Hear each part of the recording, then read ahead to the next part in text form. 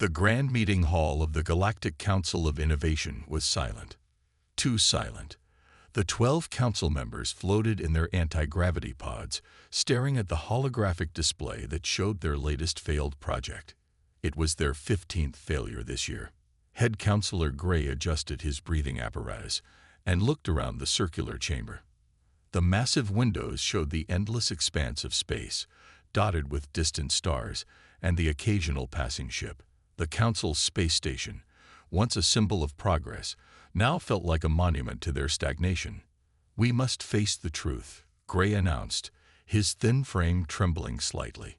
"We have hit a wall in our technological advancement. Our best minds can no longer solve even basic engineering challenges." The other council members shifted uncomfortably in their pods. They all came from low-gravity worlds, their bodies long and fragile compared to those from heavier planets.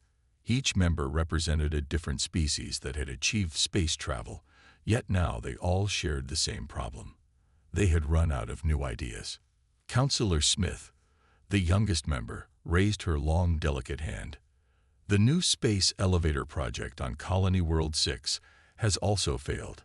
Our engineers say they can't figure out how to stabilize the structure." Her large purple eyes blinked rapidly, a sign of distress in her species. "The same with the Planetary Shield Project," added Counselor Wilson, his transparent skin showing his racing heart. "We've tried every known approach in our database." Gray felt a headache coming on, a common occurrence these days. For 300 years, the Council had led the galaxy in technological innovation. Their combined knowledge had built wonders across 1,000 worlds. But now, they were stuck. Every new project ended in failure. Every attempt at innovation led to a dead end. Perhaps, a quiet voice spoke up. "We need to think differently." All heads turned toward Counselor Thompson. He was known for his unusual ideas, which most members politely ignored. His species had evolved in slightly higher gravity than the others, making him somewhat of an oddity in the council. "What do you mean, Thompson?" Gray asked, already dreading the answer. "Well," Thompson straightened in his pod, "there's one species that has consistently solved problems in ways we never imagine. They live on a death world, yet they thrive. They break things to understand them, then build them better." The chamber erupted in horrified whispers. Everyone knew which species he meant. "You can't possibly suggest." Smith's voice wavered. "Yes," Thompson said firmly. "I suggest we bring in a human consultant." The silence that followed was deafening. Humans were known throughout the galaxy as barely civilized brutes. Their homeworld, Earth, was classified as a death trap, crushing gravity, extreme temperature variations, and horrifically dangerous wildlife. Most species couldn't even survive on Earth for more than a few minutes without special equipment. "They're barbarians," Wilson protested. "Did you know they invented their first spaceship by basically sitting on top of a controlled explosion?" "Exactly," Thompson nodded. "And it worked. While we spent decades trying to develop perfect anti-gravity technology, they just said, 'What if we blow up something really big underneath us?' and went to space." Gray raised his hand for silence. As much as he hated to admit it, Thompson had a point. Humans were crude and reckless, but they got results.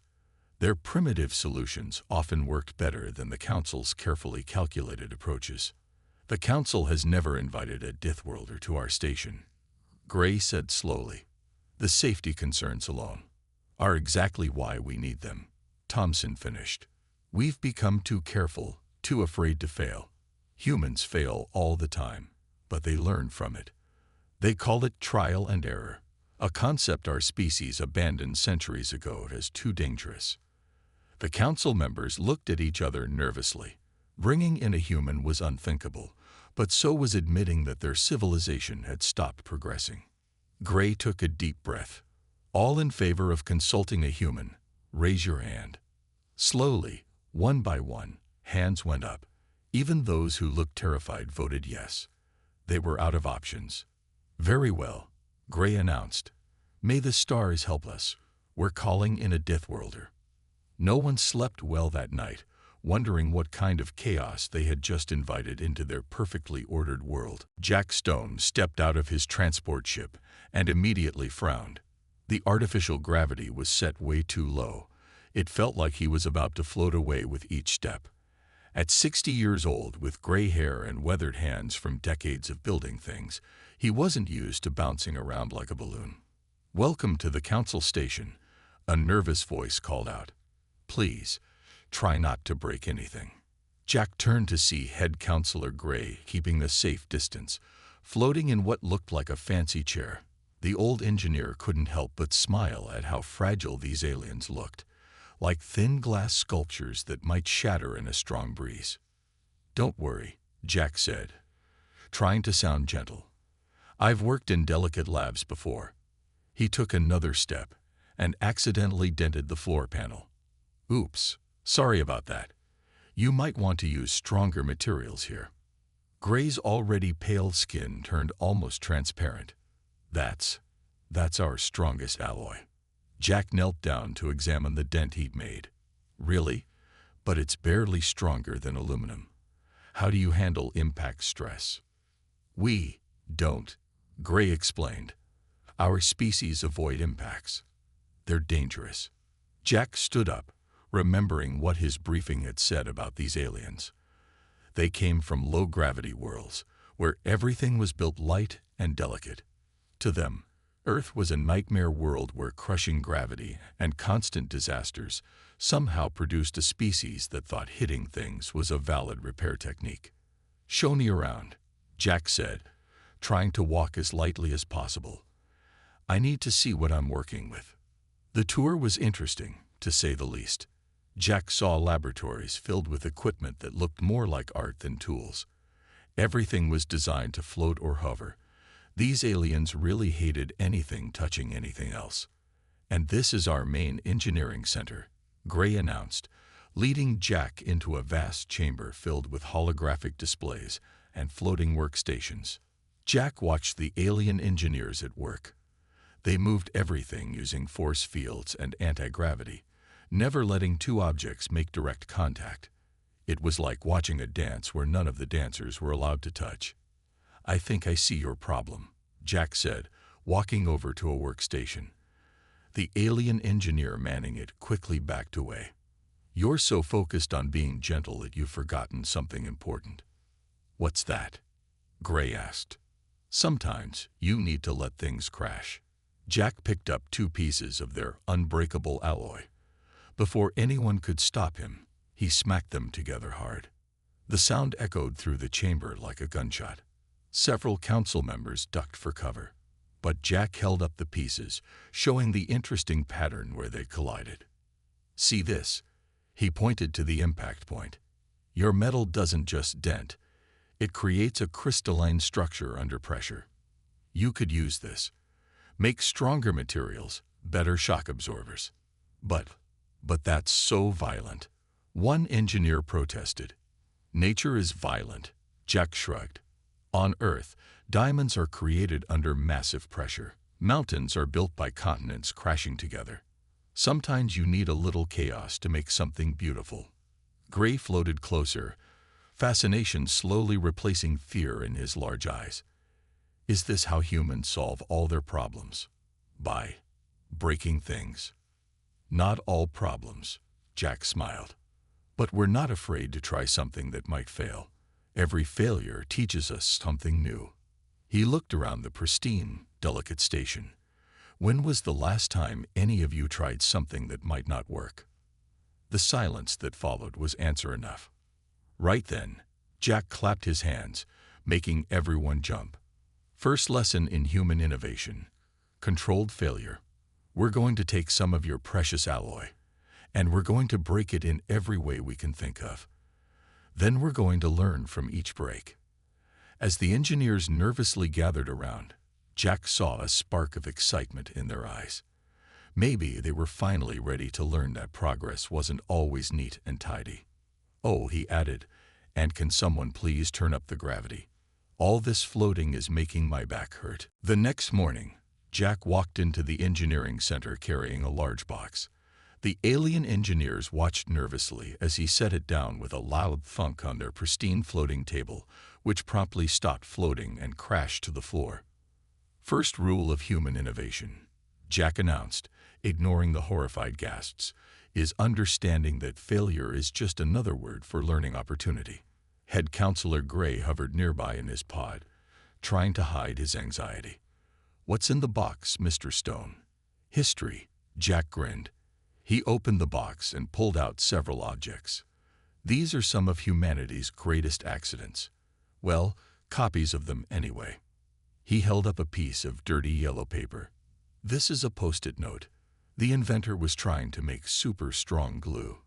He failed completely, made the weakest glue ever. Now these are used on every human world." The aliens crowded closer, their fear temporarily overcome by curiosity. "And this," Jack held up a clear disc, "is safety glass. Some scientist dropped a bottle in his lab. Instead of cleaning it up and pretending it never happened, like you folks would, he noticed how it broke. Now we use it everywhere." "But accidents are dangerous," one engineer protested. "Our safety protocols are holding you back," Jack interrupted. He pulled out a tablet. "Look at this.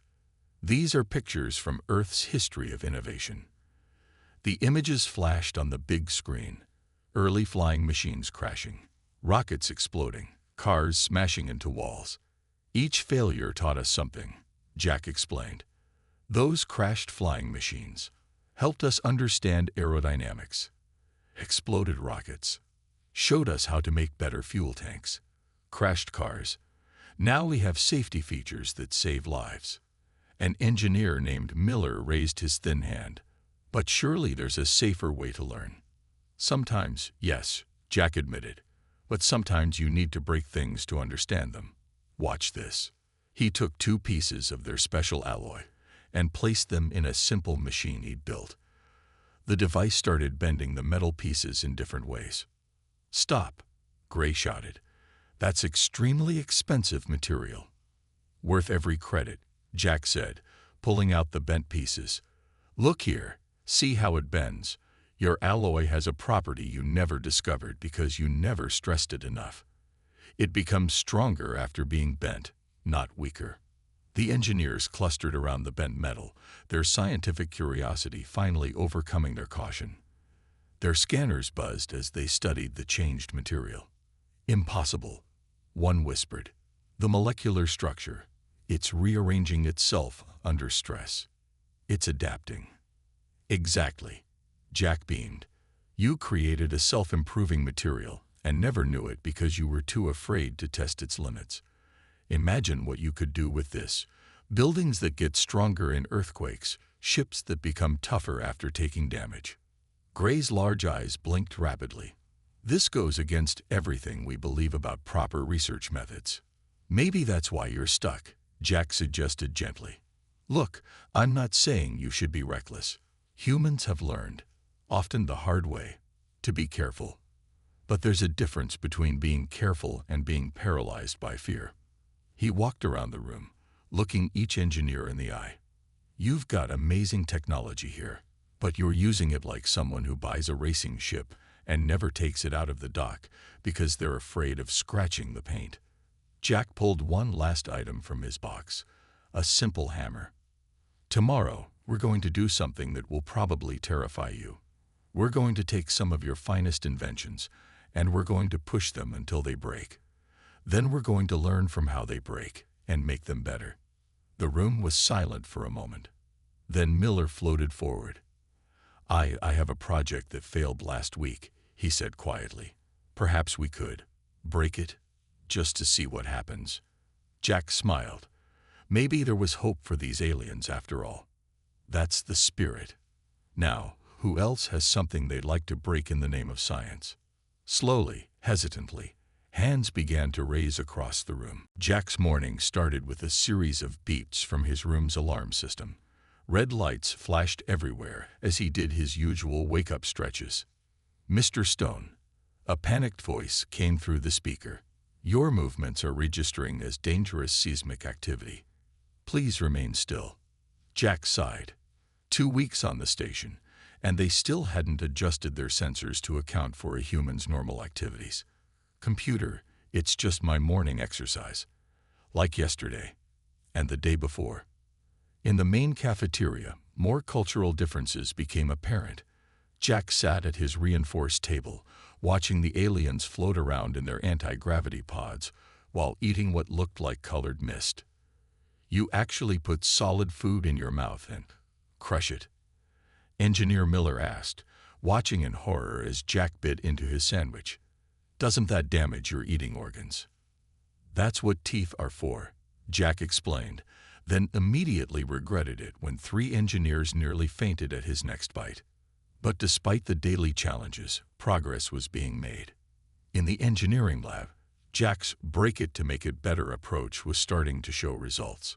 Look at this, Miller exclaimed, showing Jack his latest project. I deliberately crashed 2 hovercars together like you suggested. The data shows 18 new ways we could improve the safety systems. Good work, Jack nodded. Sometimes you need to see something fail to understand how to make it succeed. Head Counselor Gray floated into the lab, looking both worried and excited. Mr. Stone, the Council has been reviewing your methods. While we find them disturbing, we cannot deny the results. Project completion rates have increased by 300% since you arrived. Glad to hear it, Jack said, then accidentally knocked over a rack of delicate instruments with his elbow. Sorry about that. You really should make these things more stable. Actually, a young engineer named Peters spoke up. I've been thinking about that. What if we used that self-strengthening alloy we discovered? Make things that adapt to stress instead of avoiding it. Jack grinned. They were finally getting it. Later that day, Jack found himself in the station's control room, watching the aliens work. Their movements were still delicate and precise, but something had changed. They were less afraid of making mistakes. Mr. Stone called out an engineer. Watch this. He deliberately pushed a power coupling past its normal limits. Instead of shutting down as it used to, the system adapted and found a new equilibrium. I used the principles from your controlled failure lectures. Outstanding, Jack said. You're thinking like a human now. Wait, where's everyone going? The entire room had suddenly backed away from him in terror. Jack replied by letting out a loud laugh, which only made them retreat further. Sorry, he chuckled. On Earth, saying someone thinks like a human is a compliment. I forgot it might sound like an insult here. Slowly, the aliens returned to their stations, some even managing weak smiles. They were getting used to their human consultant's strange ways.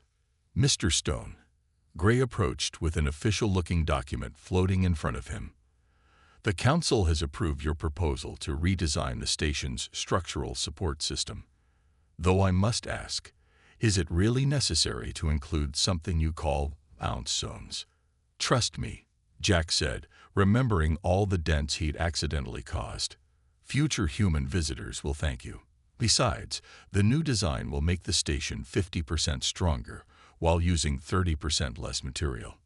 Gray's skin changed color slightly. What Jack had learned was their version of a smile.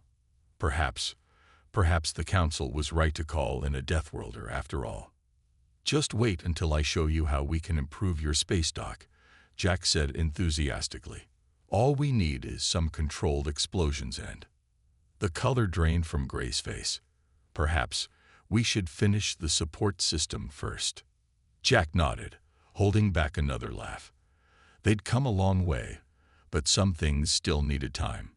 Rome wasn't built in a day, and getting aliens to accept explosive-assisted engineering would take more than a few weeks. Still, as he watched the engineers excitedly discussing their latest controlled failures, Jack knew they were on the right track.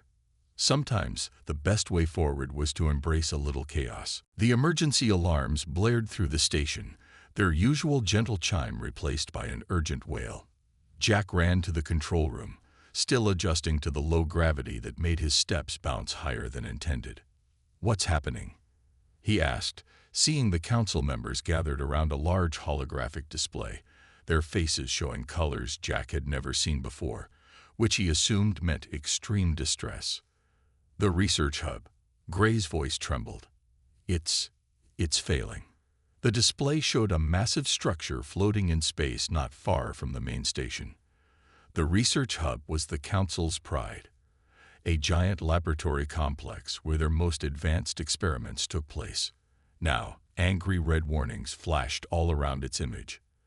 The main reactor is destabilizing, Engineer Miller explained, his fingers dancing through holographic controls. The containment fields are at 200% capacity and rising. We've evacuated all personnel, but what? Jack asked, though he already knew the answer. If it goes critical, we'll lose everything.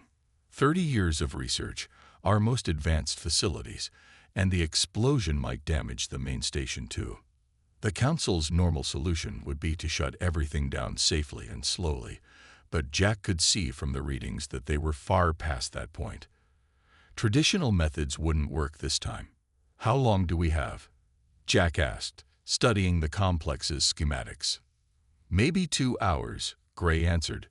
We're trying to power down the reactor, but... Stop, Jack's voice cut through the room. Powering down will cause an immediate collapse of the containment field. You'll trigger the very explosion you're trying to prevent. The alien stared at him in shock. Engineer Peters spoke first. Then, we've lost everything. Jack smiled, and everyone in the room recognized that smile.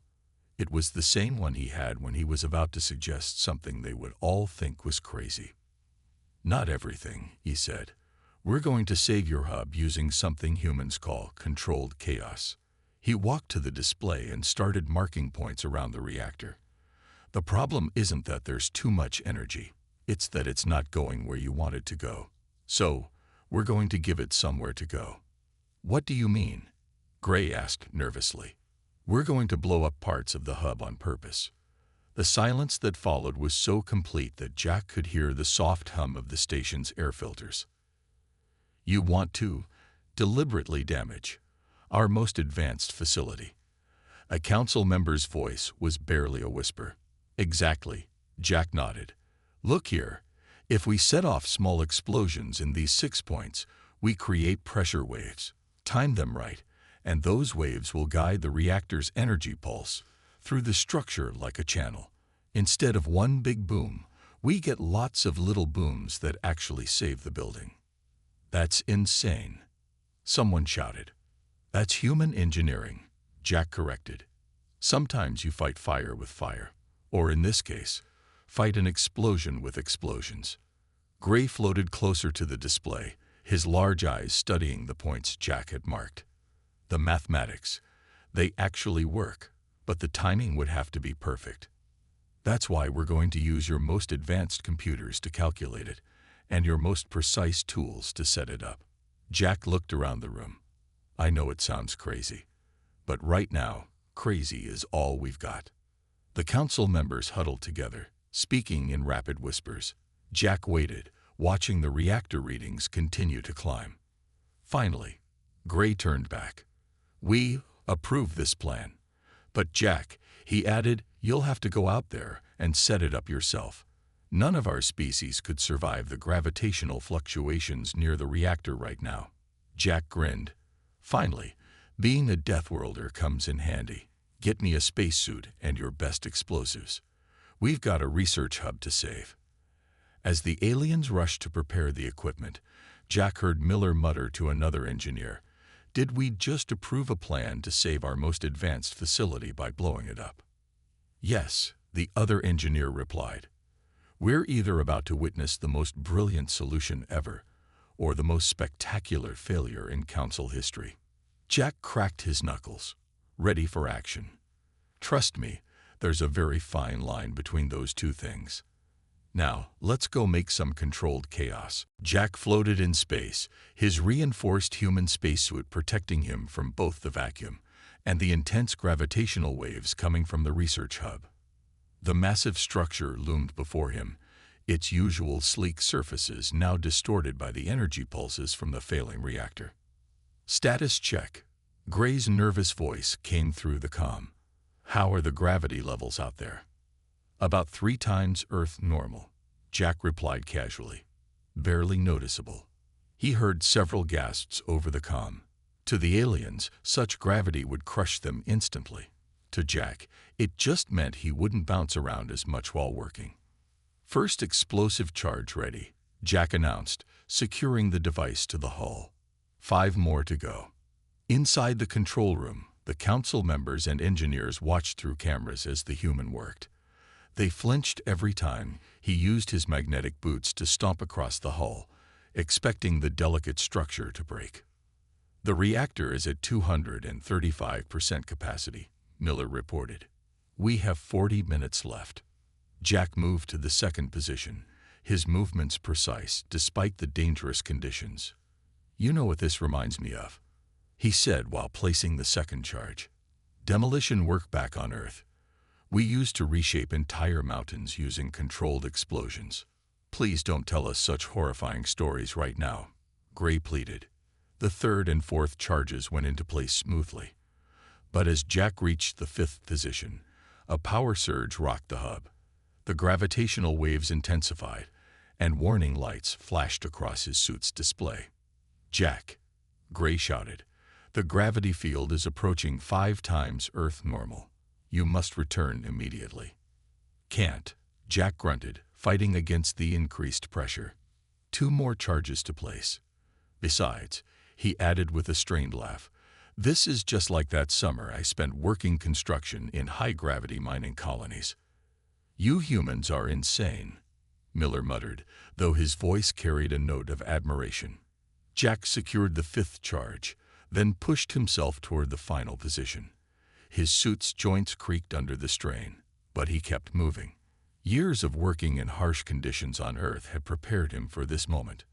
"Last charge in place," he announced, starting the activation sequence. He connected his suit's computer to the network of explosives, letting it sync with the station's main systems. The charges would need to detonate in perfect sequence to direct the reactor's energy safely.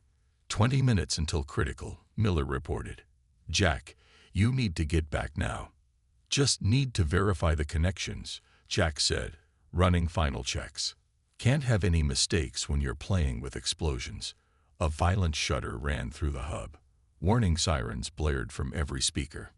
"Reactor at 275%, Miller shouted. "Containment field failing." "Perfect timing," Jack said, pushing off from the hull. "Fire in the hole." The first explosion was almost silent in the vacuum of space, but its effects were immediately visible. A controlled shockwave rippled through the hub's structure, followed quickly by the second blast, then the third. In the control room, the aliens watched in horror as their precious facility seemed to tear itself apart. But their instruments told a different story. "The energy, it's following the blast pattern," Miller exclaimed. "The reactor's pressure is dropping." Jack watched from a safe distance as the final explosions created a perfect channel for the reactor's excess energy to disperse harmlessly into space. The hub shuddered one last time, then stabilized. "Reactor levels returning to normal," Miller announced, his voice filled with disbelief. "Containment field holding. We did it." The control room erupted in cheers, a rare display of emotion from the usually reserved aliens. "No," Gray corrected as Jack propelled himself back toward the station's airlock. "He did it, using methods we would never have considered." Inside his helmet, Jack smiled. As he reached the airlock, he took one last look at the research hub. It now bore several strategic scars from the explosions, but it was intact and, more importantly, stable.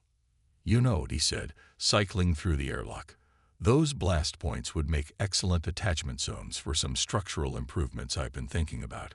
How do you feel about reinforced impact armor?" The long silence from the control room made him laugh. They still had a lot to learn about human engineering, but at least now they were willing to listen. 3 months after the research hub incident, the Galactic Council of Innovation gathered for their annual presentation of achievements. The normally formal event had a distinctly different atmosphere this year. For one thing, the gravity in the main hall was set noticeably higher than usual. For another, there was a dedicated impact testing area in the corner, complete with safety barriers and reinforced tools. But the biggest change was visible in the way the alien engineers carried themselves, with a new confidence that came from learning to embrace controlled chaos. Jack sat in his specially reinforced chair, watching as Engineer Miller demonstrated their latest invention.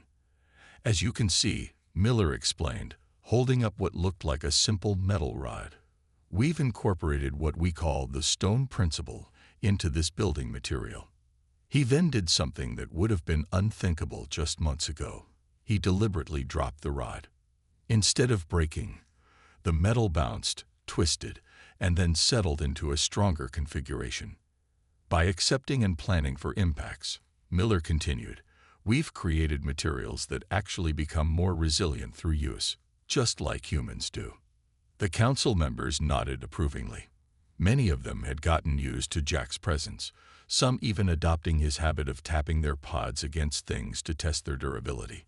Head Counselor Gray floated to the center of the room. In the past 3 months, our success rate has increased by 500%. We filed more patents in this quarter than in the previous 5 years combined. And perhaps most importantly, he paused, his skin shifting to proud colors. We've learned to ask a very important question when faced with problems. What would a human do? The entire room chorused, causing Jack to burst out laughing. Though perhaps, Gray added hastily, with slightly fewer explosions than Mr. Stone might suggest. The presentation continued, showing project after project that combined the aliens' precise technology with human-inspired resilience. The research hub, now sporting its new impact armor, had become a symbol of this hybrid approach. And now, Gray announced, we have a special announcement. The Council has created a new division, the Human Innovation Advisory Department. Mr. Stone will be its first director, assuming he accepts. Jack stood up, careful not to dent the reinforced floor tiles too much. You want me to stay? We do, Gray nodded. And we've already approved your request for more human consultants, though we did reject your suggestion to name the department Controlled Chaos Command. The room filled with gentle laughter, another change from the formal behavior of the past. Additionally, Gray continued, we're implementing what we call the Deathworlder initiative. Each new project team will now include at least one member specifically tasked with asking, what could go wrong? And then finding ways to make those potential failures work for us instead of against us. Jack watched as Peters demonstrated this new approach with their latest space drive design. Instead of trying to eliminate vibrations, they now used them to enhance the engine's efficiency. It was exactly the kind of thinking he'd hoped to inspire. You've changed us, Gray said quietly to Jack as the demonstrations continued. Not just our technology, but our way of thinking. Some of our younger engineers are even talking about visiting Earth. Really? Jack grinned. Well, we'll have to work up to that. Maybe start them off with some low-gravity skydiving first. Gray's skin paled slightly. Perhaps. We'll begin with something less dramatic. As the presentation wound down, Jack looked around the room at his alien colleagues.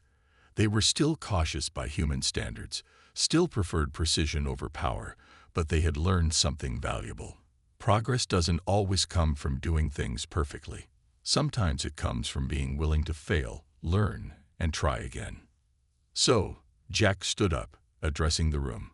Who's ready to learn about human testing methods? I brought something called a sledgehammer today. The mix of excitement and terror on their faces told him everything he needed to know. The galaxy would never be quite the same again, and that was probably a good thing. After all, sometimes you need a Deathworlder's touch to bring dead ideas back to life.